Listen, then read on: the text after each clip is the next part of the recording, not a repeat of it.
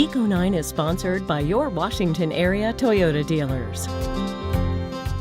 We are committed to reporting on the environment because climate and weather, well, it impacts all of our lives. And today it's the big weather impact that a lot of us have been waiting for, rain, and we needed it. Right, but it makes today also an ideal time to get into the really important issue. Even though it's not a sexy issue, it is very important, and that's stormwater management. So that's where environmental reporter Scott Broom is stepping in tonight's Eco9 segment. He's going to show us why dealing with stormwater is now the leading issue when it comes to water pollution.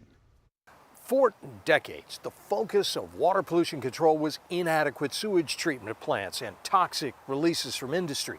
But colossal investments in cleanups have achieved improvement. Not so with stormwater runoff in the Chesapeake region. Quote, urban and suburban stormwater runoff is the only major source of pollution that is continuing to increase, according to a NASA Earth Observatory report, especially in an era of climate change where episodes of extreme downpours and flash flooding are on the rise.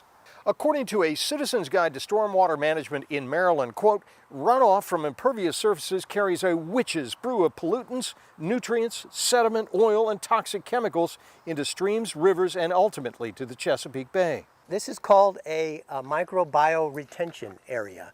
That's Frederick County Master Gardener Jeff Matt showing off some of the newest stormwater solutions installed at the University of Maryland Extension's demonstration garden here in Frederick. And then there's 3 layers of sand and stone and mulch and soil, and there's drainage in the middle of it, and then it's planted with native plants. It catches the water, filters it, and then it takes it back down into that area, which is actually a wetland area. Impervious surfaces here are the parking lots and rooftops. It has a lot of different chemicals and pollutants that are picked up as it comes across the asphalt. Jeff showed me other solutions, a storm drain with planters installed. The root system helps filter the water, and rainwater capture systems. What we're demonstrating here is how to capture the rain that comes off the roof of this rather large building. The stored runoff is used to water landscape shrubs, though not the veggies because of the pollution. An inexpensive rain barrel here demonstrates the same principle on a scale homeowners can relate to.